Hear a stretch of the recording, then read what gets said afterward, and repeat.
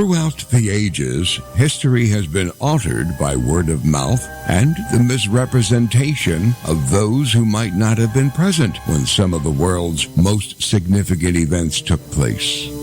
Channelers Barry and Connie Strohm bring through the spirits of those who actually witnessed or took part in these historical events and lets them tell their stories in their own words. Welcome to Channeling History. And now, here are your hosts, Barry and Connie Strohm. Good evening, everybody, and welcome to Channeling History. We're the only show where we speak to the souls that made things happen, and we're brought to you every week on the Parax Radio Network. I'm Barry Strohm, your host, and I will be doing the channeling of the spirit world tonight. I would like to thank you all for tuning in to our show this evening. I'm Connie Strohm, your co-host. I will be asking the questions of our spirit guests, two of the most famous World War II leaders, German General Irwin Rommel and U.S. General George Patton, who my dad fought under, by the way. Both of these generals were pioneers in the use of mobile armored weapons. World War II was the first time major engagements were fought with tanks. Rommel earned the name Desert Fox for his successes against the Allied forces in Africa at the beginning of the war. General Patton was the Allies' most successful tank commander. Okay, we always give disclaimers, so there may be people that disagree with me for having a famous Nazi general on tonight, but he was actually a pretty good guy. I'm going to ask him some serious questions. There may be people disagree with it, but so be it. So anyway, the opinions, statements voiced on our show are the channeled words of the spirits, do not necessarily reflect our opinions, those of the Parax Network or of our sponsors. Tonight should be a very interesting show. It's the first time, as Barry said, that we've interviewed a spirit from the Nazi Germany. Keep in mind that General Rommel has never been formally associated with war crimes and was executed because of a plot to assassinate Hitler. Last week, we interviewed the spirits of King David and King Solomon. If you missed the show, it's available on Podomatic.com and our YouTube channel. All of our shows, as Connie said, are available on our YouTube channel. It's my name. It's in my name, Barry Strohm. We can also be heard on Spotify, Audible, Pandora, iTunes, and many of the other platforms as well. We welcome your questions tonight through the chat room. This is going to be a unique opportunity, so I hope people take advantage of it. While we do have questions prepared for our guests, we welcome any participation and look forward to your questions. Now, when we begin the channeling tonight, Connie will ask the questions and I'll answer the questions in the words of the spirits. But as you know, we also say a prayer before we begin. So Connie's now going to say our prayer of protection, and we will begin to channel with the Generals Rommel and Patton. God, please grant us your wisdom and protection. Grant us the knowledge that we can handle and keep us safe from all things that will harm us. Keep the messages positive and pure love. Keep us safe from our egos. We ask these things in the light of the seen, the unseen, and the honesty of God. Okay, Connie, we're going to start off with General Rommel first. So let's begin with your questions. Welcome, General Rommel. How did World War I affect your life? Well, I was a young soldier then, and I fought in the trenches.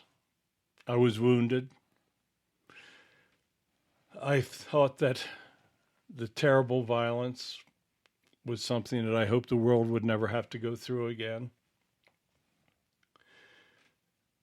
World War I saw the beginning of armored warfare.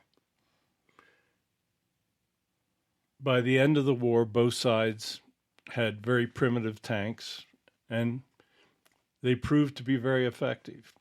Keep in mind that during World War I, most of the fighting took place in the trenches. It was terrible. Both sides had huge artillery pieces. Millions upon millions of rounds were fired. The early tanks were instrumental and breaking through some of the deadlocks of the war. When I saw what mobile armor could do, I made up my mind that I wanted to pursue and understand just how advances in mobile armor could actually change the face of war. So World War I had a very, very big effect upon my life. What did you think of the armistice that ended World War I? I thought it was terrible. I thought that it created problems for the German people. I thought that we would never be able to rebuild under the terms of the armistice. I thought that other countries were taking advantage of us. I thought that much of the vengeance that the world wanted on Germany would have long-term effects.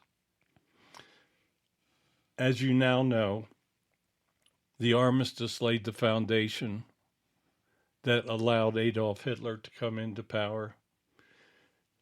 The people supported Hitler because they needed change. They thought that he could renew German dominance throughout the world. Had the armistice been more reasonable, I think that World War II could have possibly been averted. That would have been nice. What did you do between the wars? I became a teacher. I studied strategies. I tried to teach different military strategies. I became supportive of Hitler because I thought that he was a leader that could bring Germany back to economic prosperity. I never realized just truly what Hitler wanted to accomplish. I thought that the world needed leadership. I firmly believed in Germany. I wanted Germany to prosper. And as time went on, I pursued my military occupation. So, in the beginning, you thought Hitler was a good guy. What changed your mind? Well, it took a while to really understand the hatred. I started to hear rumors about what was taking place. I was committed. I was a high-ranking general. I was trying to lead his armies, and I was trying to do my best.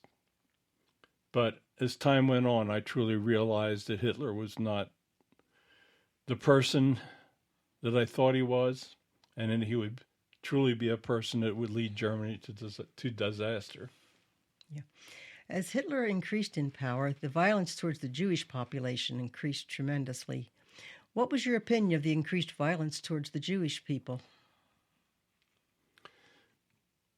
The propaganda of those times was very much against the Jewish people.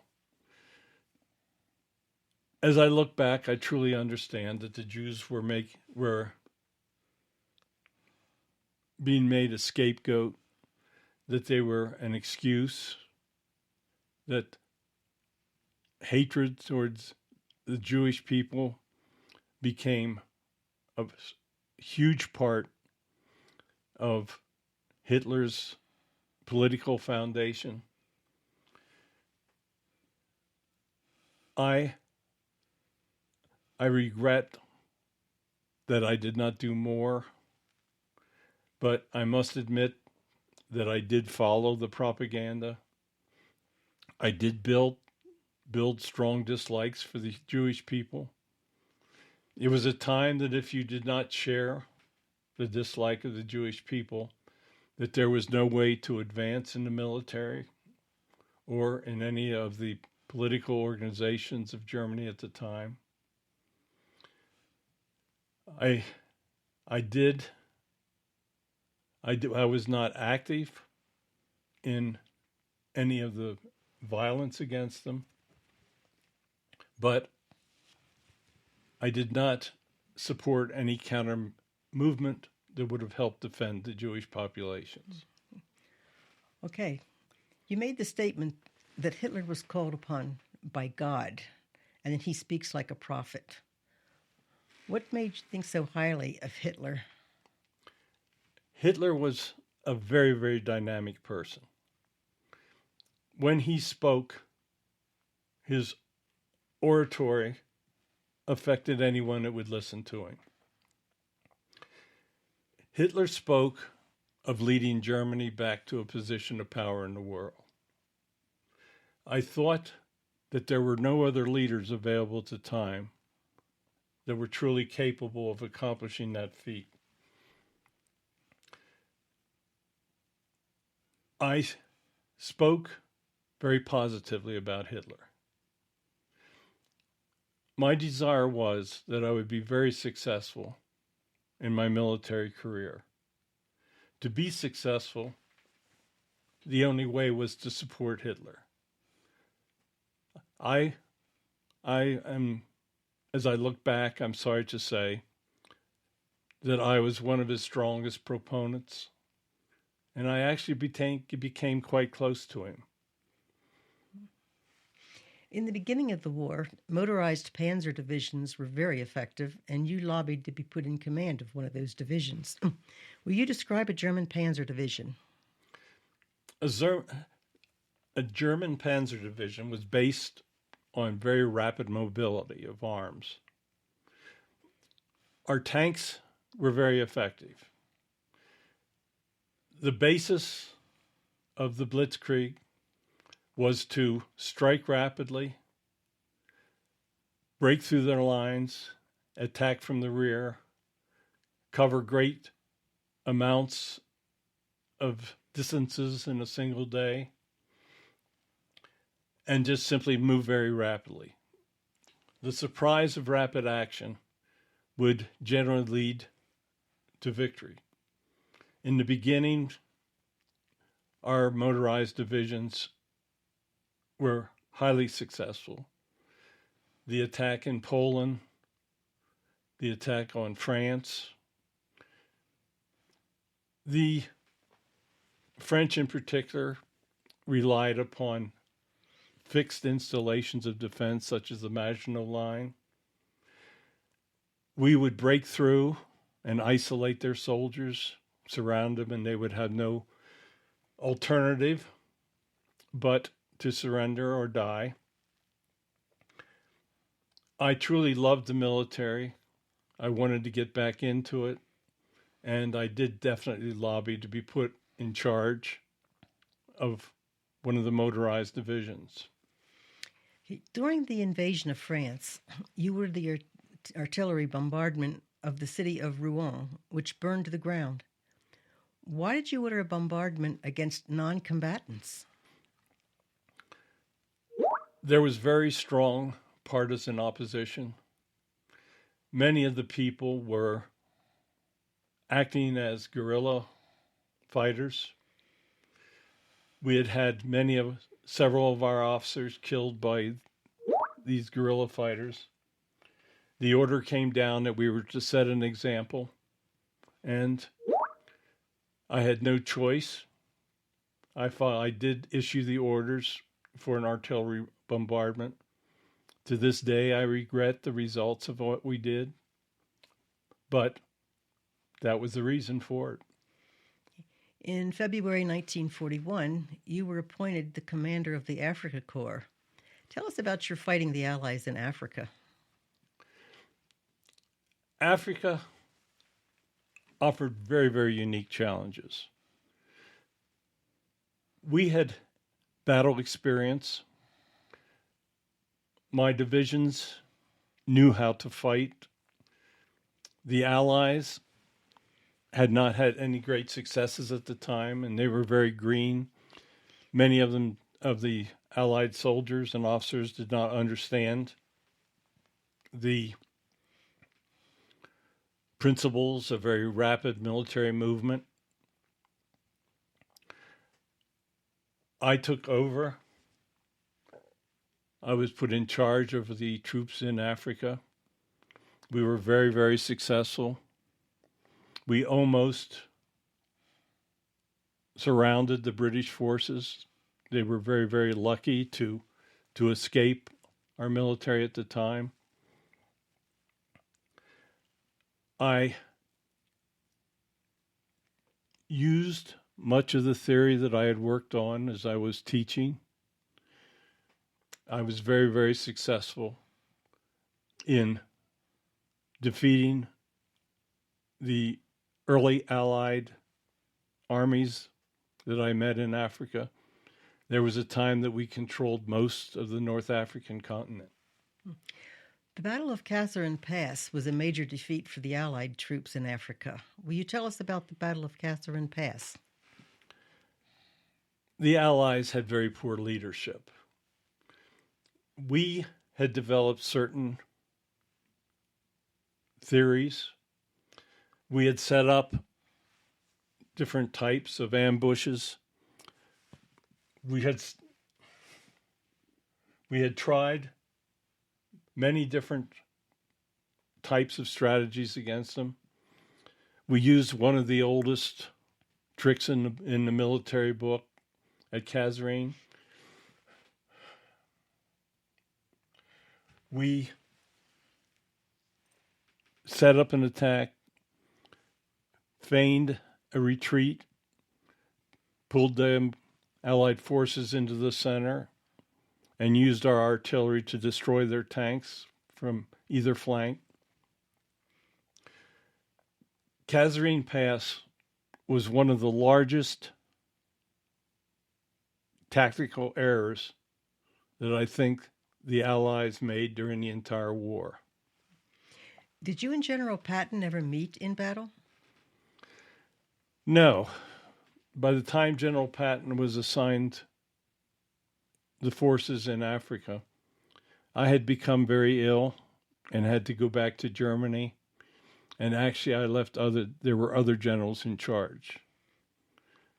I always anticipated that he and I would meet, but we never did. What was your opinion of General Patton? I thought he was their best fighting officer. In the beginning, we didn't know that much about him when he came into Africa, but the way he performed in Sicily, in Africa, we felt that he was their absolute best fighting officer. Okay. And what was your opinion of Field Marshal Montgomery? Montgomery was very conservative. He was in charge of British forces, and he tried his best. He was, I believe, inexperienced at the time, and I had quite a few victories over his forces. Montgomery had an ego problem, and I think that reflected in some of the decisions he made on the field. Yeah. Okay, one of our listeners would like to know, are you and General Patton friends now that you're on the other side? Yes. We had great respect for each other during the war. Even though we were on both sides, we both fought to the best of our abilities. We tried to show honor on the field. We tried to treat our prisoners as well as possible. And I think the two of us were very, very good technicians. We do see each other, and we're very friendly now that we're on the other side. Glad to hear that. What was your greatest limiting factor as you tried to fight the Allies in Africa? Supplies. We were always short of fuel. We were always short of supplies. We would run out of ammunition. We were a long way from Germany, and all of our military supplies had to be transported to us. The road system in Africa was quite primitive. We tried to use shipping, but the British had the largest navy in the world, and we had many problems moving fuel and ammunition. I would outrun my supplies. We would run short of fuel. There were times that we had to break off our activities because of these shortages. What role did you play in designing the fortifications for the defense against the Allied invasion of Europe? After I returned to Germany, after being in charge of the Africa Corps, after I recovered, Hitler put me in charge of the defenses of the Normandy coast. We knew that there would be a time that the Allies would attack. I helped design different types of fortifications. I laid out killing zones for the artillery. I actually flooded areas of lowlands so that the Allies would be inhibited with their parachute troops. I did my best to make a line of defense that I felt the Allies would have problems breaking through. I also realized that we would have to be very mobile with our tank corps and that we would have to move our panzers very rapidly to the point of the landings. This never took place. I knew that if the Allies ever secured a beachhead and could advance inland, that Germany would probably lose the war. So one of our listeners would like to know, where did you think the attack would occur, and why did you think that that would be the place? I thought it would be Pas-de-Calais. It was the shortest distance to Great Britain. I knew that General Patton was preparing troops in that general area, and I thought it was a no-brainer that Patton would be leading the advance when the Allied invasion took place. I thought that Normandy would be the secondary location of where they would attack. So when the Allies did attack Normandy, why weren't there any tanks used there to repel the attack? Hitler thought that the attack at Normandy was a feint. He still thought that the primary attack would take place at Pas-de-Calais. He refused to commit the panzers. I tried to convince him to do it, but he felt that they were going to be needed at a location. He felt that our troops would be able to defend the Normandy beaches. Keep in mind that the attack took place over many miles of beachfront.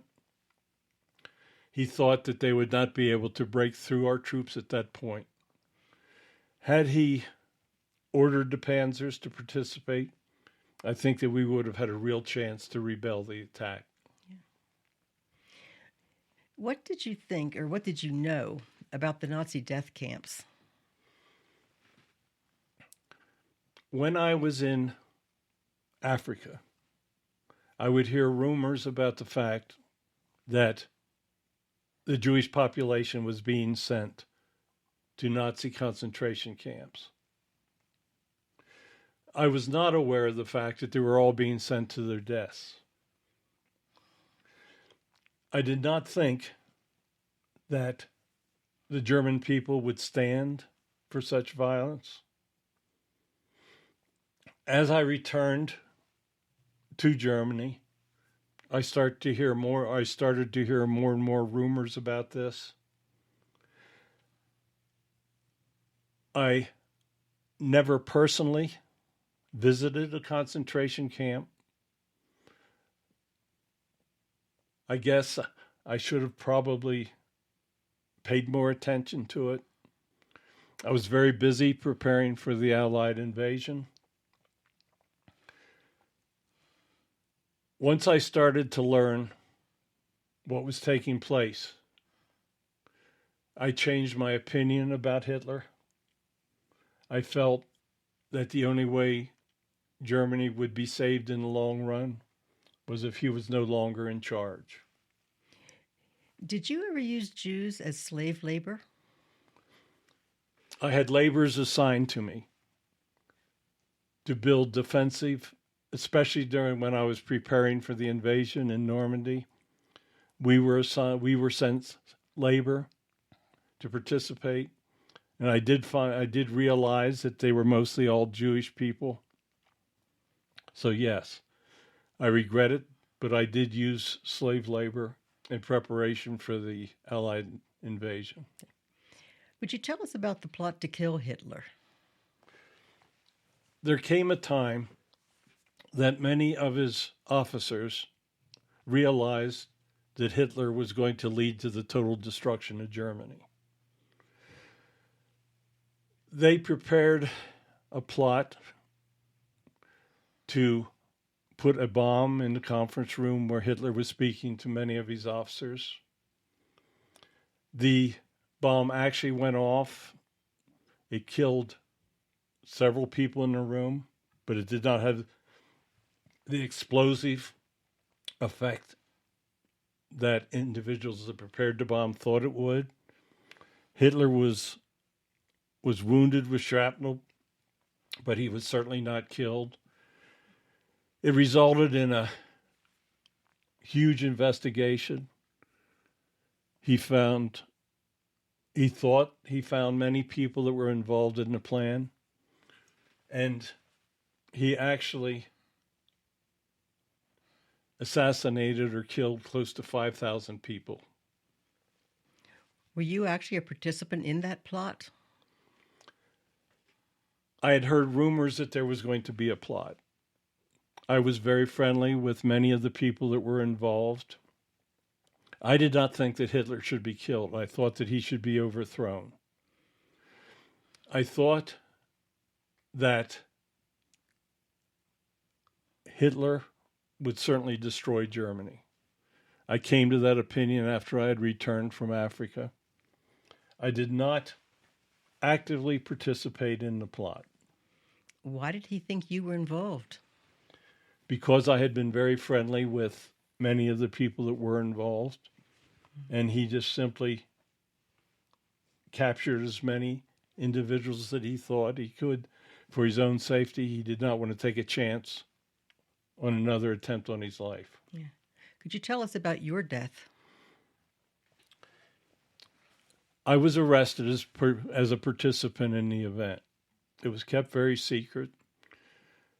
Hitler knew that I was very, very popular with the people, and he knew that my death, if I was killed by the government, I had been involved in a strafing of my staff car by Allied Air Force. He had me arrested, and he gave me a choice. I was very worried that they would kill my family. He said that if I committed suicide by taking a cyanide pill, they would treat me as a hero that died as a result of the injuries from the strafing of my staff car. They agreed that they would not harm my family if I committed suicide. So I took a cyanide pill, and that was my cause of death. And how were you judged after your death, when you passed over? When I returned to heaven, there were some things that I was judged very harshly for. I had not done what I should have done when I learned of how Germany was treating the Jewish population. I was not judged harshly for my activities as a soldier. Military men are not judged harshly. Now they are if they kill their prisoners or go against the rules of war. But I had always tried to fight with honor. I tried to do what I was right, even though I was in a very deadly business. So I was judged harshly. I was not allowed to advance. There are many things that I will have to do when I return in my next life. But I learned many, many lessons in that lifetime. Have you reincarnated since World War II? No, I have not. They will not allow me as yet to come back. Okay, and if you could get some quick answers for one more question from our chat room. What realm in heaven is Hitler confined to, and did he escape to South America? Hitler died at the final days of the war. He is in the lowest level. He is in a place of nothingness. He will have much karma to repay. Okay, thank you. Do you have a final message for us? I want to thank you for allowing me to speak. Not many people want to hear the German side of the story. Had our country been treated differently after the war, I don't think there would have been any of the mass fighting or violence. I tried to live as honorable a life as I could. I made many mistakes, and I admit to them. Nazi Germany was a terrible, terrible place. Once I truly understood, I tried to do something about it, and I paid for it with my life. So thank you for allowing me to speak tonight. I appreciate it, and I would return if I was asked. Okay. Thank you, General. Thank you very much, General Rommel. Let me take a short break, and we'll have General Patton with us. Don't go away. Channeling History will return right after these brief messages. In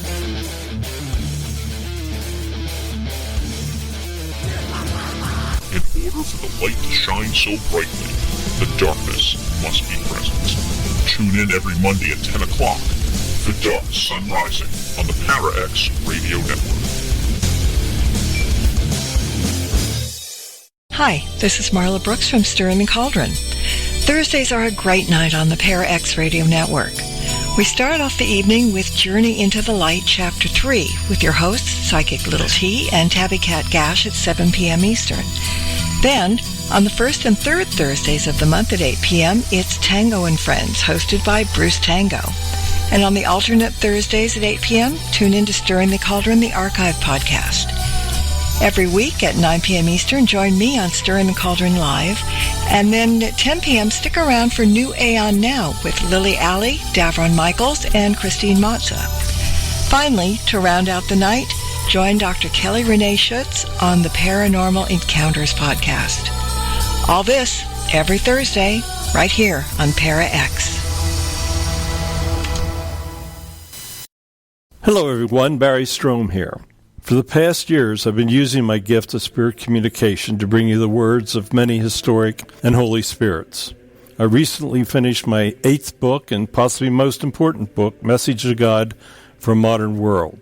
The book contains 60 messages of God that I've personally channeled.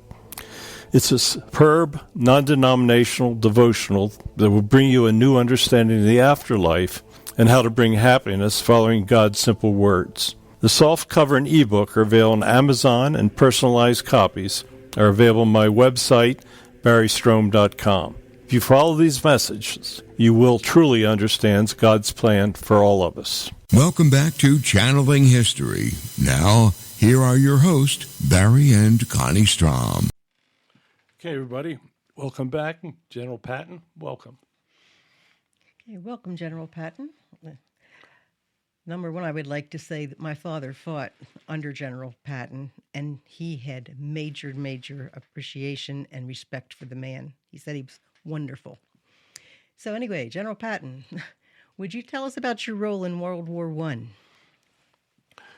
I fought in World War I, and I was involved in some of the earliest fighting that took place with mobile armored units. The tanks were very primitive, but they proved to be very effective in breaking down the trench warfare. And I think that it was the invention of the tank that really helped force Germany to come to the armistice. But I was wounded. I was decorated for bravery, and I was definitely there. What did you do after World War I? After World War I stayed with the military. I wanted a career I always felt that there would be additional wars to fight. I wanted to try to modernize the Army and their way of thinking and their way of fighting. I wanted to try to be a leader in what I felt was going to be the most important arm of the Army, which would be their tank divisions. Why did you think that tanks would be so important in the future warfare? Their mobility. I understood that tanks would allow armies to cover great amounts of ground in a short period of time. The cannon that they carried would be quite powerful. Keep in mind that during World War I, most of the artillery was moved with horses, very primitive trucks. The fact that you could take a piece of artillery, mobilize it, and move it from place to place during a battle was an extremely important new way of fighting. I had never had any doubts that this was what I wanted to do. Sir, would you tell us about your belief in reincarnation? I had an extremely firm belief in reincarnation. I knew that I had fought many, many different times. I knew that I had lived many different lifetimes.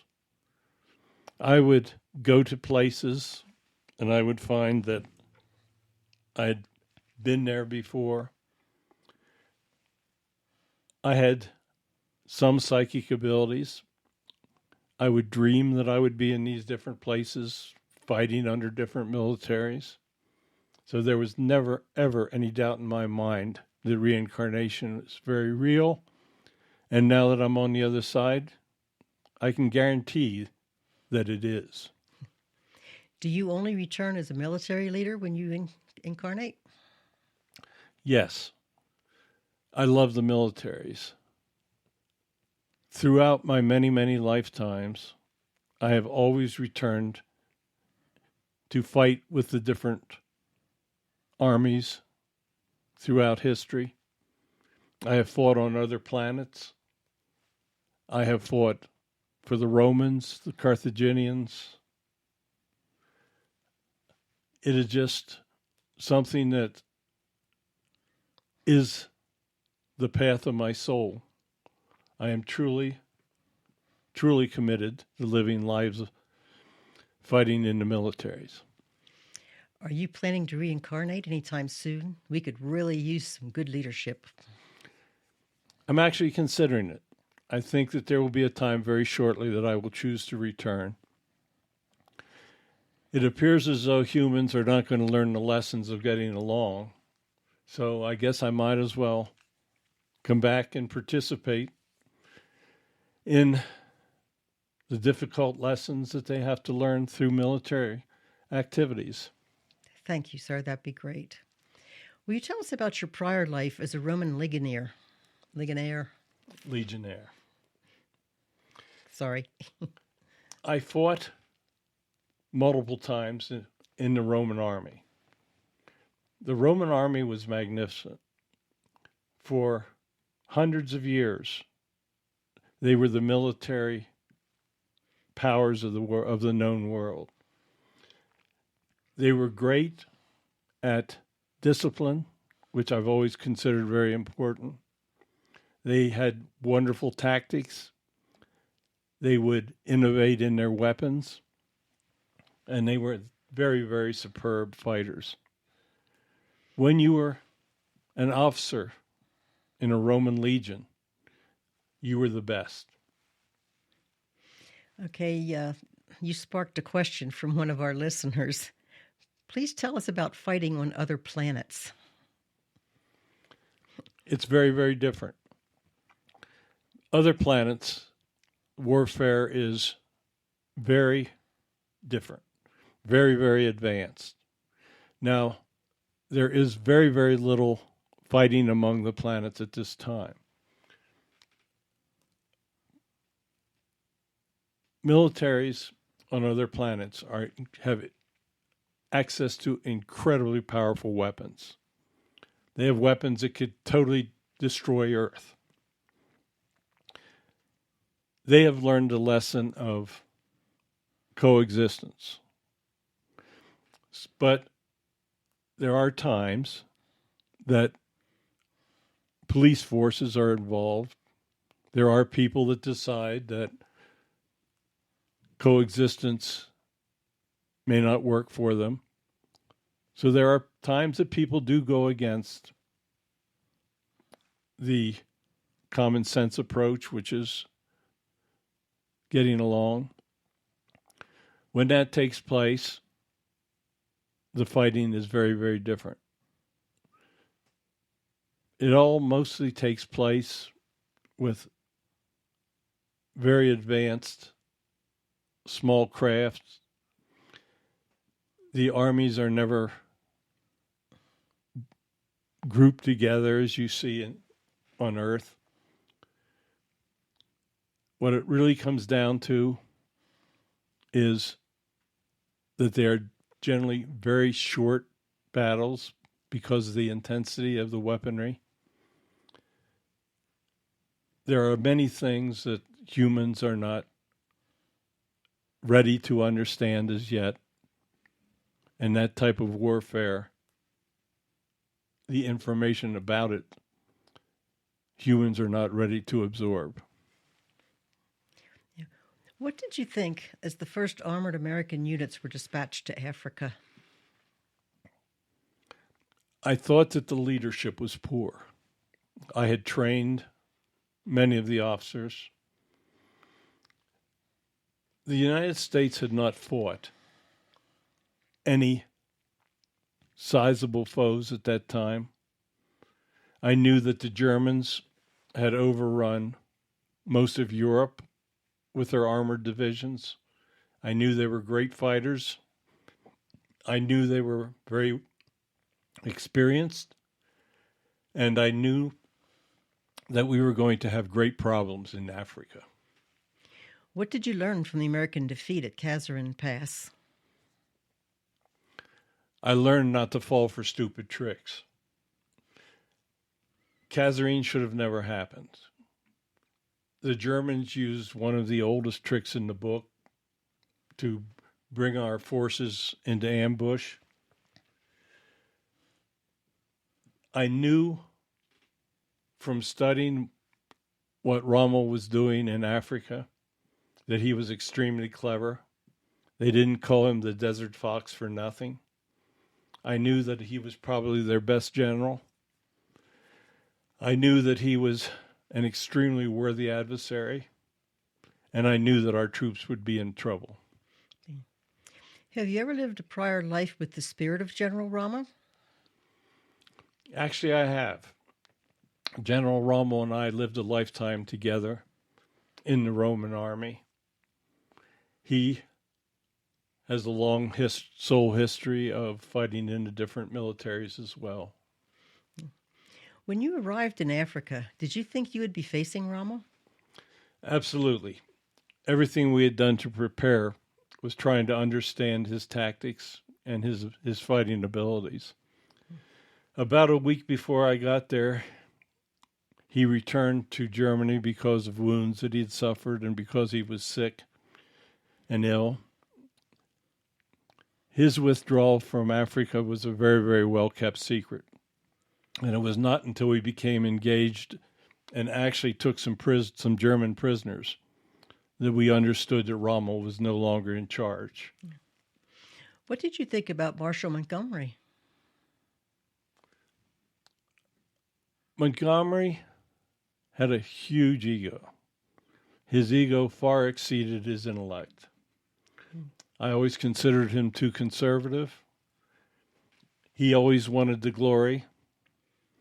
He always wanted us to do the dirty work. So I'm not the biggest fan of Marshal Montgomery. I picked up on that. What was your opinion of General Eisenhower? Eisenhower was promoted because of his organizational abilities. he was a good general, and he did an amazing job of putting together and organizing the D-Day invasion and the subsequent fighting in Europe. He was a very good man. We had many moments where we disagreed. There were times that I probably did things I shouldn't have done, and he enforced the rules.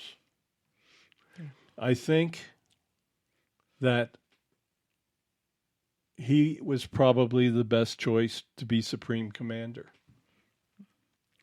Could you tell us about being used as a decoy in the lead up to D-Day? Yes, the whole intent was that we wanted the Germans to think we would be attacking the Pas de Calais. It was the closest point between Great Britain and the continent of Europe. They put me in charge of a pretend army. I would have blow-up tanks, fake artillery. The barrels would be made of lumber. I had men assigned to me that we would march. Everything that the Allies did indicated that I would be leading the main attack when the time came to return to Europe.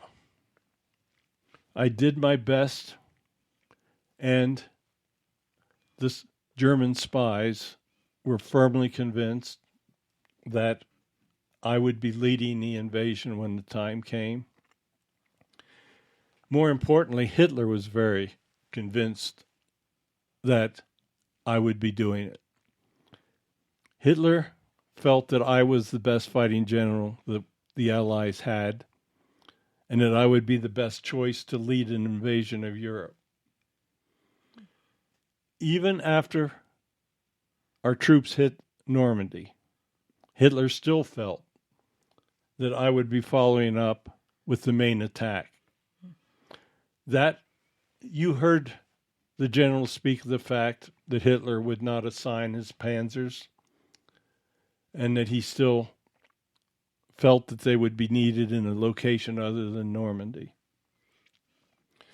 I think that my success in doing that and creating that diversion was instrumental in the success of Normandy. Keep in mind that there were times that the generals felt that the invasion was going to fail. It was only through the guts of our fighting men that we made the beachhead on that day. Yeah. Did you think that the Allied invasion at Normandy was going to be successful? I thought there was a 50-50 chance. I realized that Hitler's panzers were being held in reserve, that they were not near the beach locations that we chose. I doubted that our bombardments were going to be successful against the strongly built fortifications that Rommel had created. I knew there was a lot of doubt. I knew that the attack was in the hands of God. Our boys suffered greatly to establish that beachhead on that day, and we lost thousands of them. I still try to meet with the boys that died on that day to tell them how proud we were of them. But yes, I felt that there was a lot of doubt about the success. Okay. Now that you're on the other side, have you changed your opinion about PTSD? Yes. When I slapped those soldiers in Italy, it was one of the greatest mistakes of my life, because otherwise I think that I would have been involved with the D-Day invasion. Eisenhower reacted very strongly to all the publicity. You see, there were many people that didn't like the way I treated the men or the discipline And they used that day in Italy when I lost my temper with several individuals that truly were shell-shocked from the fighting. I know that PTSD is very, very real. I know that the suffering is very real. I'm sorry that I reacted like that. It was wartime. I would hope that anybody out there that's listening to this would support any of your soldiers or people that are suffering from PTSD. Now that I'm over here, I truly understand just how real it is. Yeah. Did you know you would be joining in the Allied advance after the D-Day invasion? Eisenhower told me that I would be able to participate. He told me that he felt that the most important thing I could do was act as this diversion. I put my heart into it, and I did my best, as I did with every one of my commands. What did you think when you heard that General Rommel had died? I had mixed emotions. I knew that he was their best general. Once he died, I realized that he would not be a potential threat for our invasion. But I was truly, I always believed him to be an honorable person, and I was very sad to see his passing. Yeah.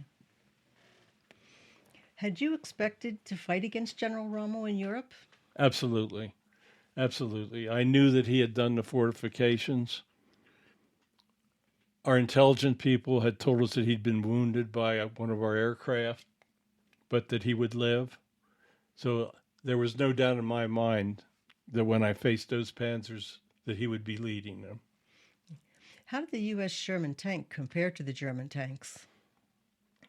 The Germans had very, very good equipment, very advanced in their tanks.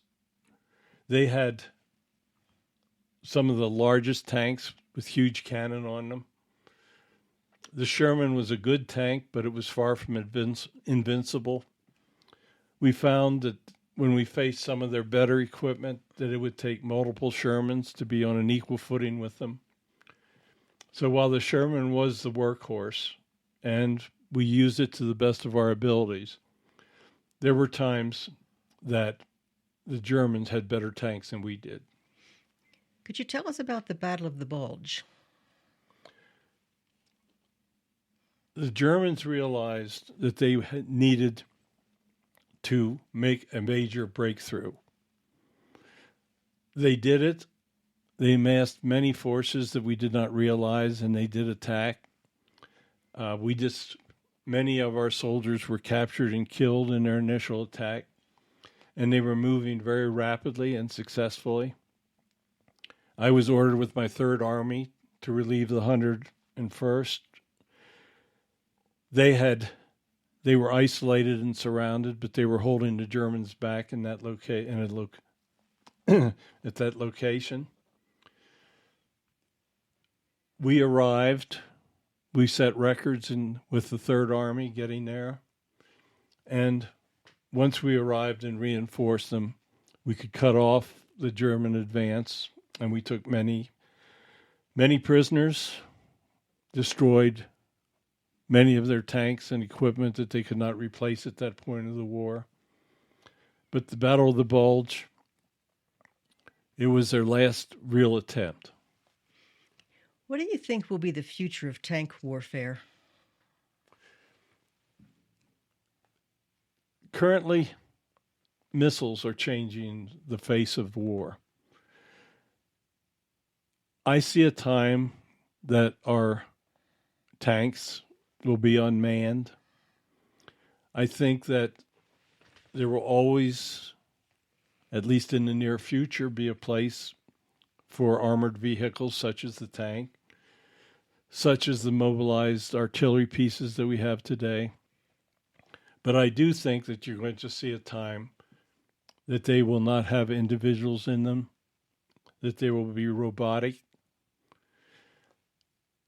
There will, far in the future, be a time that all of the weapons of war that we're looking at today will be obsolete. Okay, as you watch on the other side, what do you think of the way Russia is using its armored forces? I think they're still trying to fight World War II. They are wasting their equipment. They're having the same. They never learned the lessons of supply. Tanks need fuel. They need ammunition. They need to be supplied.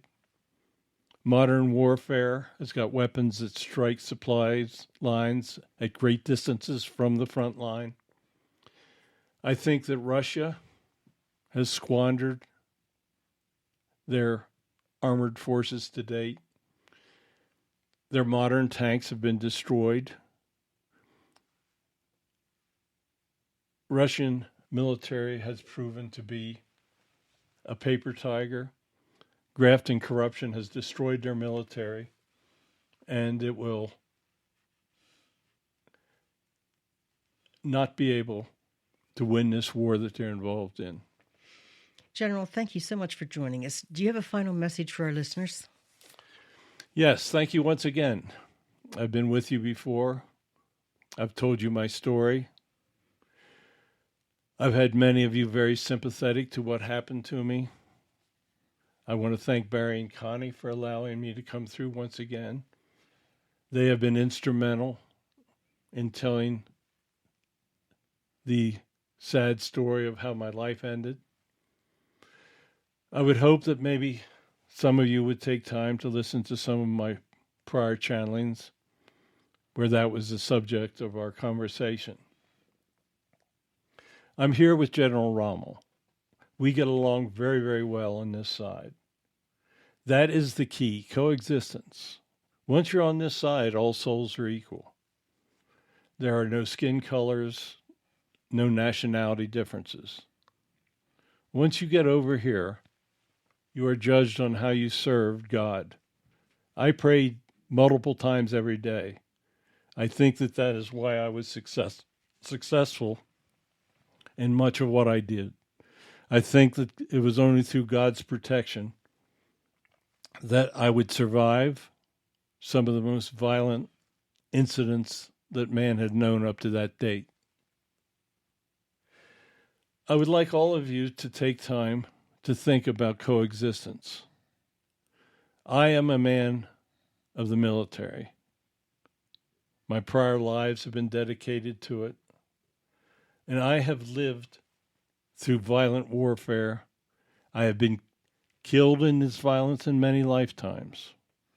I didn't always survive those military lifetimes, but it was a path that I choose. I hope that all of you will choose a path towards learning to get along, learning to show love, and just doing what God commands of you.